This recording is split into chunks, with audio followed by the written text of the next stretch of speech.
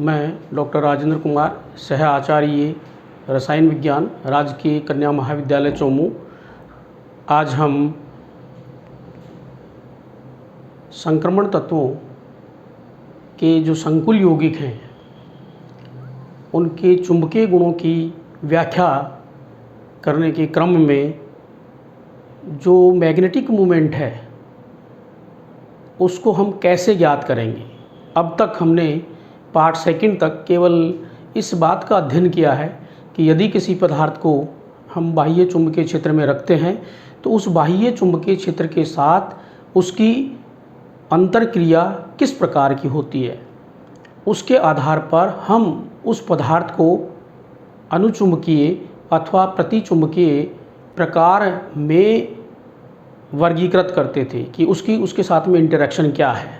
चुंबकीय बल रेखाओं के द्वारा यदि कोई पदार्थ आकर्षित होता है तो वह अनुचुंबकीय कहलाता है, और यदि वो प्रतिकर्षित होता है तो वह प्रतिचुंबकीय पदार्थ कहलाता है। आज हम कि ये जो प्रभाव है उसकी गणना कैसे करेंगे, और इसके लिए हमारा आज का जो टाइटल है वो है डिटर्मिनेशन ऑफ मैग्नेटिक ससेप्टिबिलिटी। किसी पदार्थ की चुंबकीय प्रवृत्ति का निर्धारण हम किस प्रकार से करेंगे। इसके लिए दो मेथड काम में लिए जाते हैं। किसी भी पदार्थ का चुंबकीय व्यवहार किस प्रकार का है वो ज्ञात करने के लिए, उसकी चुंबकीय प्रवृत्ति ज्ञात करने के लिए दो मेथड हम काम में लेते हैं, जिनमें से एक मेथड है बाई हम ज्ञात कर सकते हैं गॉय मेथड। तो गाय मेथड और दूसरा है फैराडे मेथड। आज हम इस गाय मेथड के आधार पर इस मैग्नेटिक ससेप्टिबिलिटी का मान कैसे ज्ञात करेंगे के बारे में अध्ययन करेंगे। तो सबसे पहले देखिए इसके अंतर्गत कि क्या है ये गाय बैलेंस। इसके अंतर्गत ये इस प्रकार से एक सिंगल पलड़े की तुला होती है। यहाँ पर ये देखिए इसके अंतर्गत सिंगल पलड़े की तुला होती है। यहाँ पर ये इसका सिंगल जो है वो पलड़ा है। यहाँ पर हम किसी भी प्रकार से जिस पदार्थ का वेट निकालना चाहें वो हम यहाँ वेट बढ़ा करके उसको आगे पीछे ऊपर नीचे कम ज़्यादा करके वेट को डाउन करके हम उसकी मात्रा ज्ञात कर सकते हैं। यहाँ पर देखिए इसके अंतर्गत ये एक मैग्नेटिक जो मैग्नेट है, और इस मैग्नेट के यहाँ बीच में ये एक सैंपल ट्यूब है। सैंपल ट्यूब यानी सैंपल टेस्ट ट्यूब नलिका है एक तरह से, और इसके अंदर हमें पदार्थ लेना है जिसकी हमें चुंबकीय प्रवृत्ति का मान ज्ञात करना है। यहाँ एक ये सिंगल पलड़ा है, दूसरे पलड़े की तरफ ही ये इसके अंतर्गत टेस्ट ट्यूब जो नलिका है उसमें पदार्थ लिया हुआ है। यहाँ पर इसके मैग्नेटिक जो पावर जनरेट करने के लिए मैग्नेट लगा रखा है।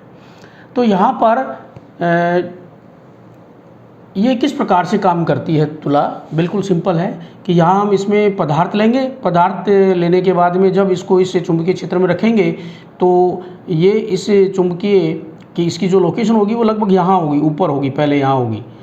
अब ये यदि नीचे आती है अर्थात चुंबकीय बल रेखाओं के द्वारा ये जो बल रेखाएं इसको आकर्षित करती हैं तो पदार्थ आपका अनुचुंबकीय होगा, और क्योंकि इसको जहाँ है वहाँ स्थिर रखने के लिए क्या होगा, ये नीचे आएगी तो यहाँ पर हमें इसको वहीं इस लोकेशन को फिक्स करने के लिए इसमें वेट बढ़ाना पड़ेगा, तो पदार्थ के भार में वृद्धि होगी। और यदि ये प्रतिचुंबकीय है तो ये इसको प्रतिकर्षित करेंगे तो ये नलिका जो है ऊपर जाएगी तो यहाँ पर से भार जो ऑलरेडी पहले से अपन ने रख रखा था उसको कम करना होगा, और कम करने के बाद में उसके भार में कितनी कमी हुई ये हम ज्ञात कर सकते हैं इसके द्वारा। तो देखिए हम किस प्रकार से किसी पदार्थ की चुंबकीय प्रवृत्ति का निर्धारण करते हैं। इसके लिए बिल्कुल सिंपल कि सबसे पहले हम एक सैंपल नलिका लेते हैं जो कि आकार में चपटी होती है, सकड़ी होती है, और जिसका अनुप्रस्थ काट क्षेत्रफल स्मॉल a है। इस नलिका में हम उस पदार्थ को लेते हैं जिसकी हमें चुंबकीय प्रवृत्ति का निर्धारण करना होता है, और इस नलिका में जो पदार्थ है उस पदार्थ की प्रकृति या तो विलयन के रूप में लेते हैं, सॉल्यूशन के रूप में, या वो बिल्कुल महीन पिसे हुए चूर्ण पाउडर्ड फॉर्म में लिया जाता है। तो हम सबसे पहले क्या करते हैं कि उस पदार्थ का भार निकालते हैं। तो पदार्थ का भार निकालने के लिए पहले हम रिक्त जो सैंपल ट्यूब है उसका भार ज्ञात करते हैं। उसके बाद में उसमें पदार्थ एक निश्चित जो मार्किंग की होती है वहाँ तक उस पदार्थ को लेते हैं। पदार्थ को लेने के बाद में फिर पुनः उसका हम भार निकालते हैं। तो जो टोटल भार आया सैंपल, नली का और जो पदार्थ का टोटल भार आया उसमें से खाली नली का भार अपन निकाल दें तो हमें उस पदार्थ का भार पता लग जाता है। उसके पश्चात हम इस नलिका को इस मैग्नेटिक जो जनरेट कर रखा है हमने मैग्नेट यहाँ पर, इसके अंतर्गत इसको इस प्रकार से लगाते हैं। तो इस लगाने के बाद में इसके भार में परिवर्तन को हम ज्ञात कर लेते हैं, क्योंकि अगर ये अनुचुंबकीय है तो आकर्षित होगी, भार बढ़ाना पड़ेगा। तो पहले जो पदार्थ का भार था वो आपके पास में, उस भार में कितना परिवर्तन होगा उसको डेल्टा एम को हम डेल्टा एम बराबर है पदार्थ के भार में परिवर्तन। माना कि यदि पृथ्वी का जो गुरुत्वीय त्वरण है वो स्मॉल g है तो उस पदार्थ पर लगने वाला भार क्या होगा, वो होगा इस प्रकार से कि F बराबर डेल्टा एम जी। ये आपका समीकरण नंबर 1 हमें प्राप्त होगा कि पदार्थ के भार में परिवर्तन डेल्टा एम है और g गुरुत्वीय त्वरण है। तो पदार्थ पर लगने वाला भार बल जो होगा F बराबर डेल्टा एम जी होगा।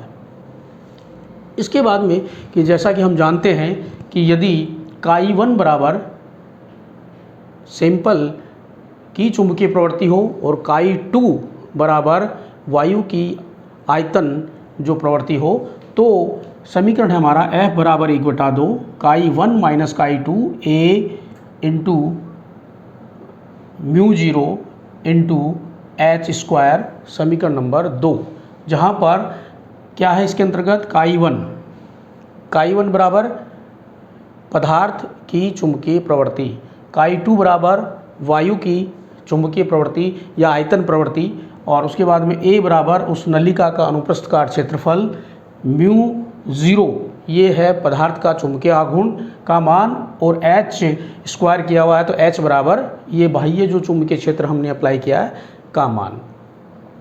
तो दोनों ही, क्योंकि ये भी F बराबर है ये भी F बराबर है, तो समीकरण 1 व 2 से हमें निम्न प्रकार से कि ये दोनों एक बराबर हो जाएंगे। डेल्टा एम जी बराबर 1/2 काई1 माइनस काई2 A into mu 0 into H square.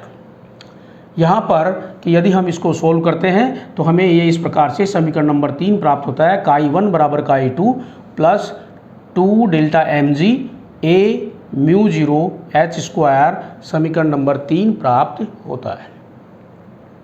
यहाँ पर देखिए कि समीकरण नंबर 3 के आधार पर हम काई1 यानी पदार्थ की चुंबकीय प्रवृत्ति या उसकी आयतन प्रवृत्ति का मान हम ज्ञात कर सकते हैं समीकरण नंबर 3 के द्वारा। यहाँ लेकिन हमारे साथ में जो यहाँ एक बेसिक प्रॉब्लम है वो ये है कि चूँकि जो काई2 है वायु की आयतन प्रवृत्ति उसका मान हमें पता है और ये मान होता है इतना, काई2 का मान हमें पता है वायु की आयतन प्रवृत्ति बराबर 0.364 इंटू 10⁻⁻12। लेकिन और क्या चीज़ है इसके अंदर ये हमें पता है समीकरण के अंतर्गत, डेल्टा एम का मान हम निकाल सकते हैं, गुरुत्वीय त्वरण का मान हमें पता है, और जो म्यू 0 है इसका मान हमें पता है। तो हमारे पास में जो प्रॉब्लम है वो है A इंटू एच स्क्वायर, कि इसका मान हमें पता नहीं है। काई2 का मान पता है, डेल्टा एम का मान पता है, जी का मान पता है, और इस म्यू 0 का मान पता है, चुंबकीय आघूर्ण का मान पता है। हमारे पास में ये दो चीज़ नहीं है, H एंड A यानी नलिका का अनुप्रस्थ काट क्षेत्रफल क्या है हमें जानकारी नहीं है। H यानी बाह्य जो चुंबकीय क्षेत्र लगाया है वो कितना लगाया है का मान हमें पता नहीं है।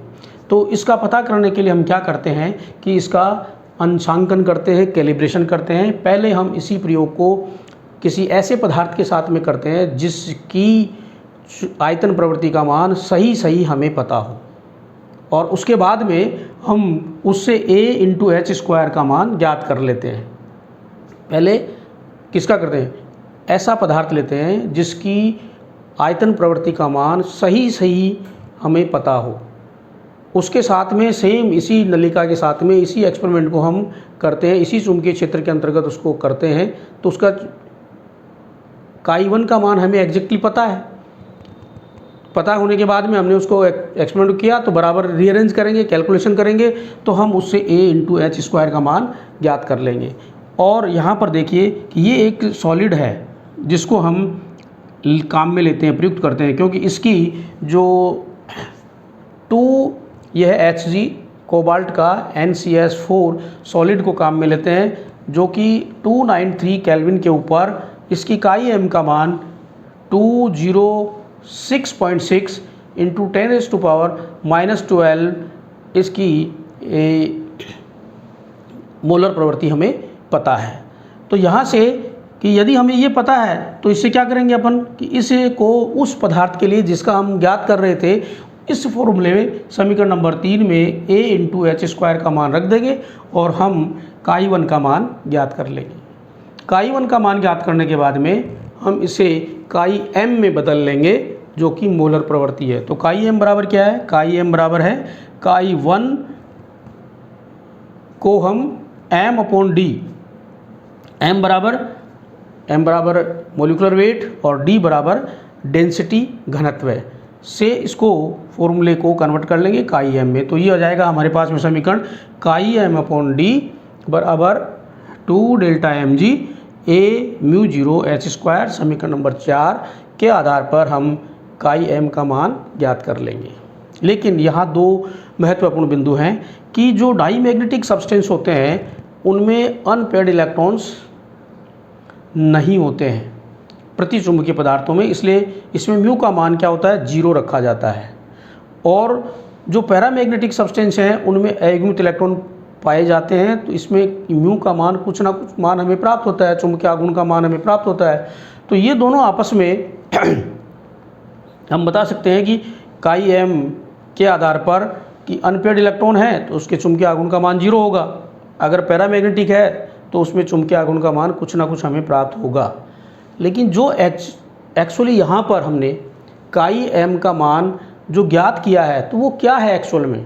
वो है आपका कि जब हम किसी भी संकुल यौगिक की बात करते हैं तो मेटल एंड लिगेंड, तो मेटल के आप यहाँ इसकी बात कर रहे हैं तो ये तो इसके अंदर चूँकि अयुग्मित इलेक्ट्रॉन है, तो अयुग्मित इलेक्ट्रॉन होने की वजह से यहाँ पर ये पैरामैग्नेटिक तो अनुचुंबकत्व है, अनुचुंबकीय गुण प्रदर्शित करता है।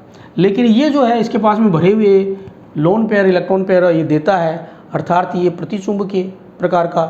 तो टोटल जो काई एम हमें प्राप्त हुआ यहाँ पर इन दोनों के मिलने से प्राप्त हुआ अनुचुंबकत्व व प्रतिचुंबकत्व का कंप्लीट योग है वो हमारे पास में। तो हमें यदि काई एम का मान ज्ञात करना है तो हमें उस प्रतिचुंबकत्व के मान को उसमें से दूर करना होगा, तब हम एग्जैक्टली काई एम का मान ज्ञात कर पाएंगे। और इसके लिए देखिए क्या था कि काई डाई मैग्नेटिज्म ये वाला, ये किसके कारण है? ड्यू टू लिगेंड, लिगेंड के कारण, क्योंकि एक मेटल के साथ में कई लिगेंड होते हैं। तो ये फॉर्मूला है कि काई डाई मैग्नेटिज्म टोटल जो एग्जैक्ट जो काई का मान था काई एम बराबर वो होगा काई पैरामैग्नेटिज्म एंड काई डाई मैग्नेटिज्म, दोनों से मिलकर बनता है। दोनों से मिलके जो मान प्राप्त हो रहा है उसमें से हमें काई पैरामैग्नेटिक ज्ञात करना है। तो इसके लिए पहले था आपका काई डाई मैग्नेटिज्म बराबर समेशन काई एटॉमिक करेक्शन को ज्ञात करेंगे इस फॉर्मूले के द्वारा, काई एटॉमिक करेक्शन प्लस समेशन काई मल्टीपल बॉन्ड बहुबंध। इस फॉर्मूले के आधार पर हम काई डाई मैग्नेटिज्म का मान ज्ञात कर लेंगे। तो काई पैरामैग्नेटिज्म क्या होगा?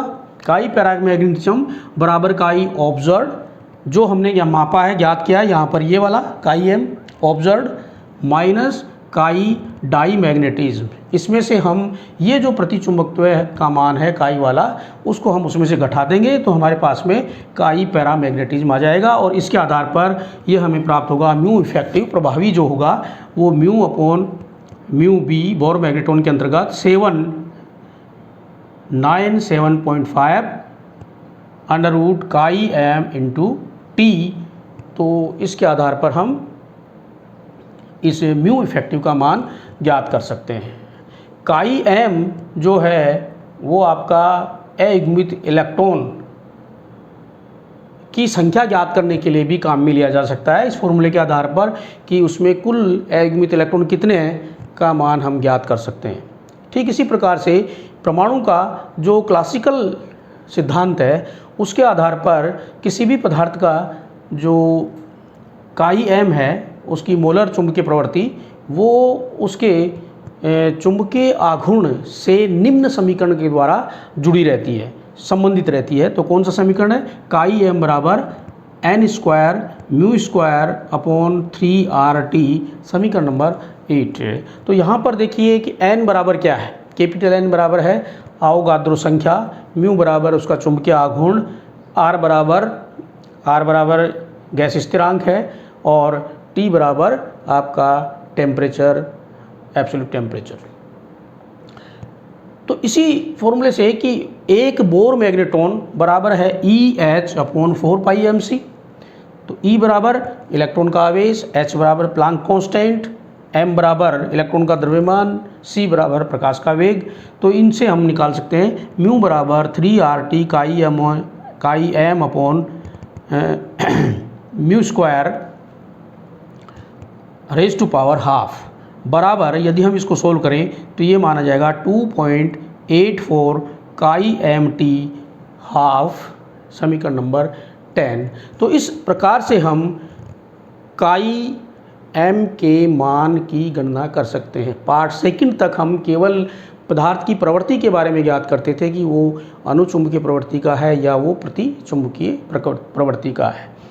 इसी प्रकार से हम जैसा कि पहले डिस्कस कर चुके हैं कि म्यू बराबर, चूँकि जो संक्रमण तत्व हैं वे सारे के सारे आपके उसके इलेक्ट्रॉन अपेक्षाकृत बाहर के होते हैं, इसलिए उनके अंतर्गत जो फॉर्मूला है आपका चुंबकीय आघूर्ण ज्ञात करने का वो बिल्कुल सिंपल फॉर्मूला है कि म्यू बराबर √n इंटू n+2 के आधार पर हम चुंबकीय आघूर्ण के मान की गणना कर सकते हैं। इसके अंतर्गत जो जटिल फॉर्मूला था म्यू S प्लस L बराबर √4S S+1 plus L into L+1 के फॉर्मूले को प्रयुक्त नहीं करते हैं, जबकि हम जो F ब्लॉक के एलिमेंट होते हैं उनमें ये जटिल फॉर्मूला काम में लेते हैं। क्यों लेते हैं? क्योंकि यहाँ पर जो कक्षीय गति के कारण चुंबकीय आघूर्ण का मान होता है वे आपका नेग्लिजिबल होता है, इसलिए हम उसकी अपेक्षा कर सकते हैं। Full stop. हम इसके आगे का जो पार्ट है वो अपने नेक्स्ट वीडियो के अंतर्गत अध्ययन करेंगे। धन्यवाद।